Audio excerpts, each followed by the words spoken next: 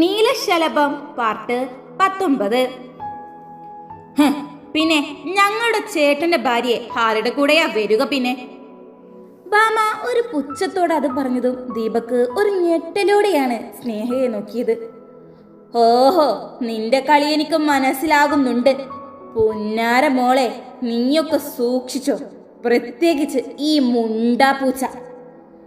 ദീപക് ആദ്യം സ്നേഹയെ നോക്കിയാണ് പറഞ്ഞത് എങ്കിലും ഒടുവിൽ അത് നീലിയുടെ അടുത്തെത്തിയിരുന്നു.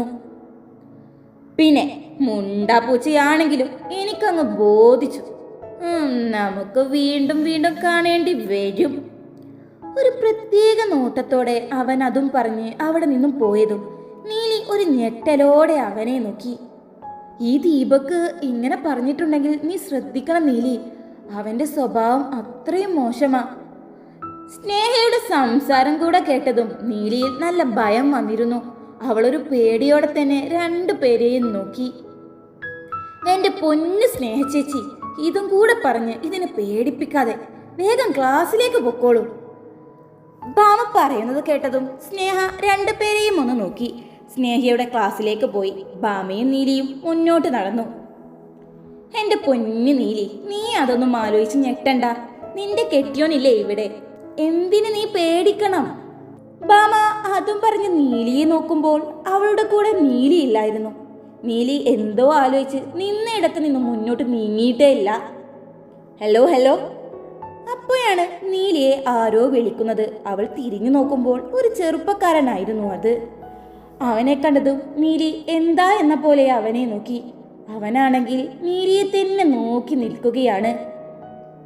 അവൻ ഒന്നും ചോദിക്കാതെ നീലിയുടെ മുഖത്തേക്ക് തന്നെ നോക്കി നിൽക്കുന്നത് കണ്ടതും അവൾ അവന്റെ മുഖത്തിന് നേരെ കൈഞ്ഞൊടിച്ച് ശബ്ദമുണ്ടാക്കിയതും അവൻ പെട്ടെന്ന് മുഖം മാറ്റി.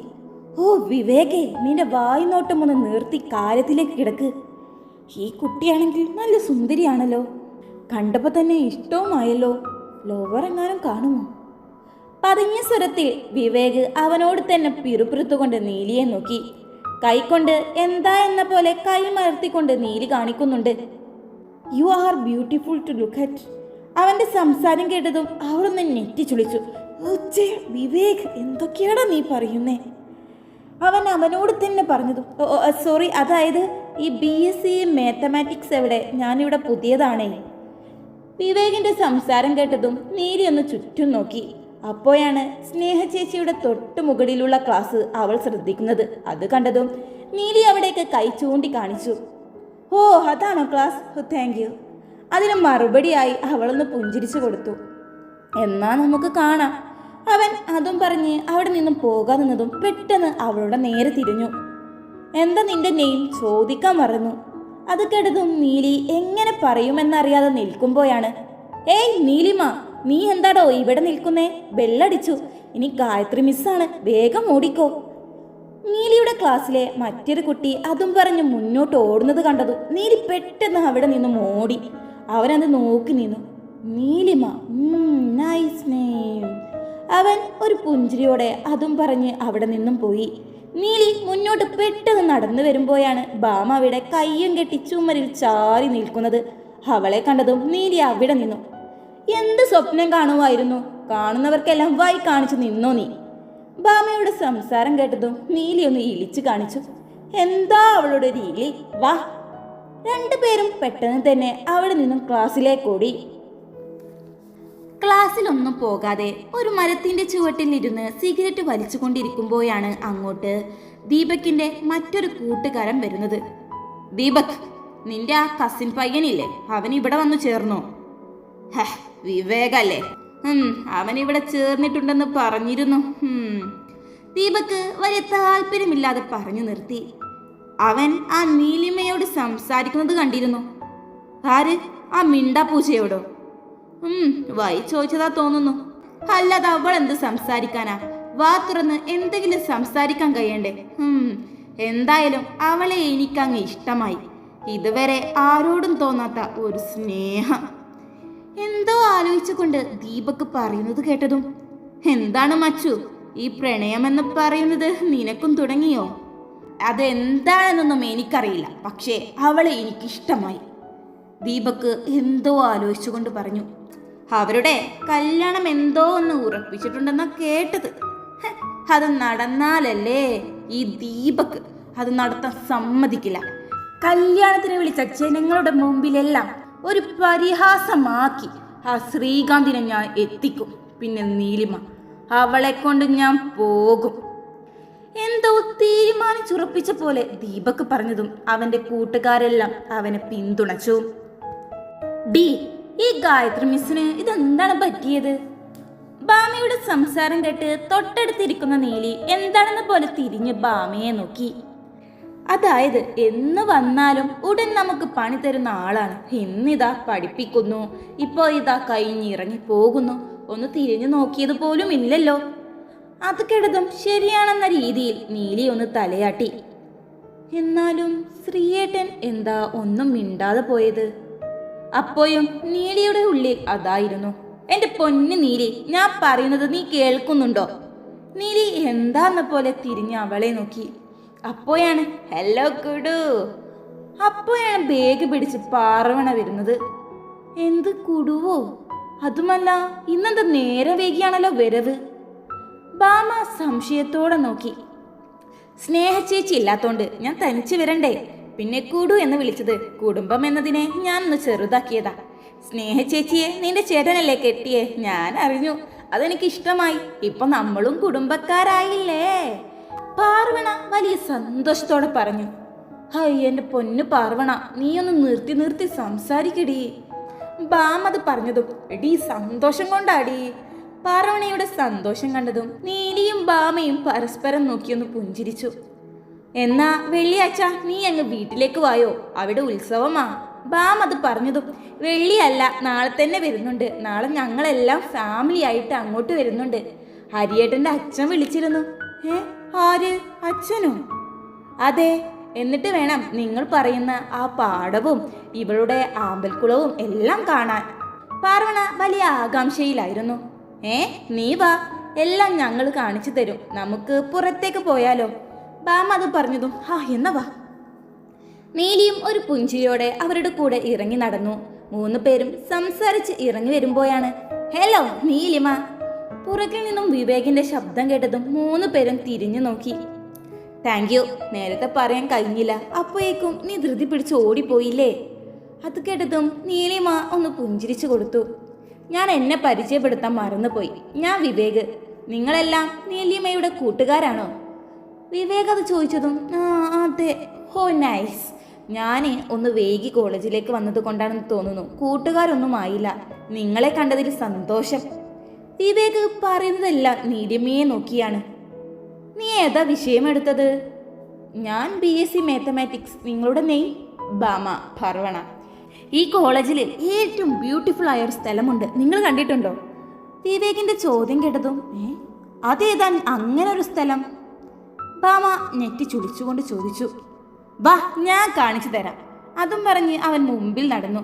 തൊട്ടുപുറകെ തന്നെ ഇവരും. ഇവൻ ഏതാടി? പാർവണ പതിയെ ബാമയോടായി ചോദിച്ചു. നീലി രാവിലെ ക്ലാസ് പറഞ്ഞു കൊടുത്ത ഒരാൾ, അല്ലാതെന്താ.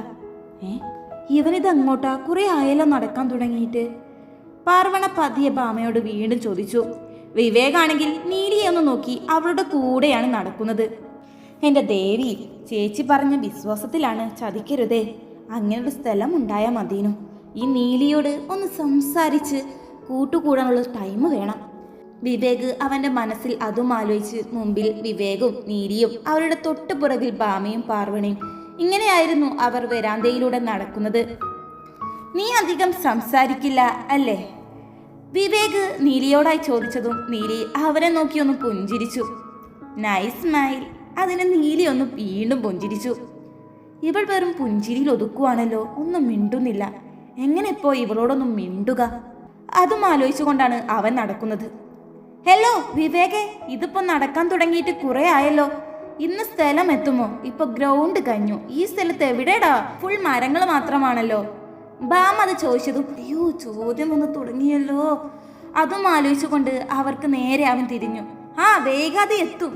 അതും പറഞ്ഞുകൊണ്ട് അവൻ പുറകിലേക്ക് തിരിയുമ്പോഴാണ് ഇവരെല്ലാം ഒരു പുഞ്ചിരിയോടെ നോക്കുന്നത് കണ്ട് അവൻ തിരിഞ്ഞു നോക്കുമ്പോൾ അതിമനോഹരമായി നിൽക്കുന്ന വലിയൊരു പൂന്തോട്ടം, പന്തലിച്ച് നിൽക്കുന്ന ബോഗൻവില്ല ചെടികൾ, അതും പല നിറത്തിൽ. അതിലൂടെ ഉള്ളിലേക്ക് ഒരു വഴിയും കാണുന്നുണ്ട്. നീലി കണ്ണൊക്കെ വിടർത്തി അത്ഭുതത്തോടെയും സന്തോഷത്തോടെയും നിൽക്കുന്നത് കണ്ടാണ് ഇവർ നോക്കുന്നത്. വാവ്, ഇത്ര മനോഹരമായ സ്ഥലം ഇവിടെ ഉണ്ടായിരുന്നോ? ഇനിയിപ്പോ ഒന്ന് ഗമയെല്ലാം കാണിക്കാം. അതും മനസ്സിൽ വിചാരിച്ചുകൊണ്ട് കണ്ടോ കണ്ടോ, ഇതാണ് ഞാൻ പറഞ്ഞ സ്ഥലം, എപ്പടി ഇരിക്ക്.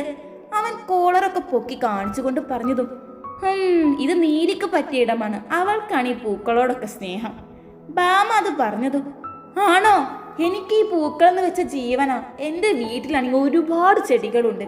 അത് കേട്ടതും നീലി ആണോ എന്ന രീതിയിൽ അവനെ നോക്കുന്നത് കണ്ടതും നിനക്ക് വേണമെങ്കിൽ ഞാൻ ചെടിയുടെ കമ്പ് കൊണ്ടുവന്ന് തരാം, വേണോ?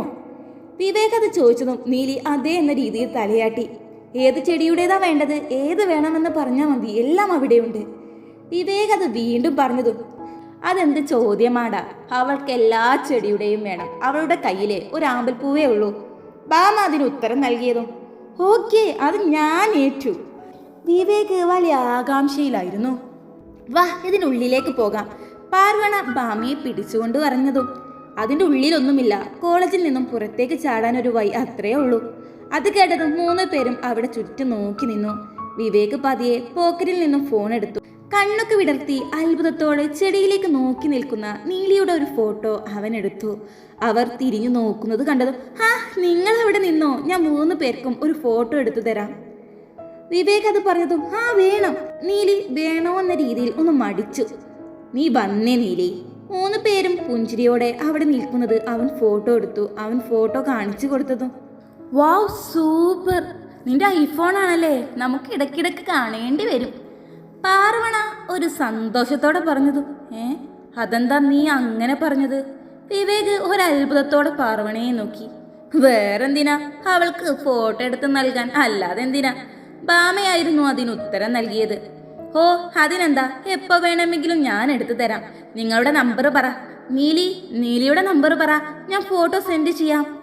അത് കേട്ടതും നീലി എന്ത് പറയുമെന്ന പോലെ അവനെ നോക്കി. നീലിക്ക് ഫോണില്ല, എൻ്റെ നമ്പറിലേക്ക് വിട്ടോ, ഞാൻ പറഞ്ഞു തരാം. ബാമയായിരുന്നു അതിന് ഉത്തരം നൽകിയത്. ഓ എന്നാ പറഞ്ഞോ, ഞാൻ വിടാം. അത് കേട്ടതും ബാമ അവൻ്റെ ഫോൺ വാങ്ങി നമ്പർ അതിൽ അടിച്ചു നൽകി.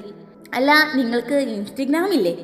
വിവേക് വീണ്ടും ചോദിച്ചതും നീലിക്കില്ല, ഞങ്ങൾക്കുണ്ട്, ഫോളോ ചെയ്യാനല്ലേ, വിവേക് എന്നല്ലേ, ഞങ്ങൾ ചെയ്തോളാട്ടോ.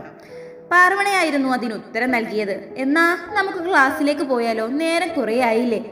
ബാം അത് പറഞ്ഞതും നിങ്ങൾ പൊക്കോളൂ. വിവേക് അത് പറഞ്ഞതും എന്നാ ഓക്കെ സഹോ. നീലി ഒരു പുഞ്ചിരിയോടെ കണ്ണുകൊണ്ട് പോകുക എന്നറിയിച്ചു കൊണ്ടുപോയി.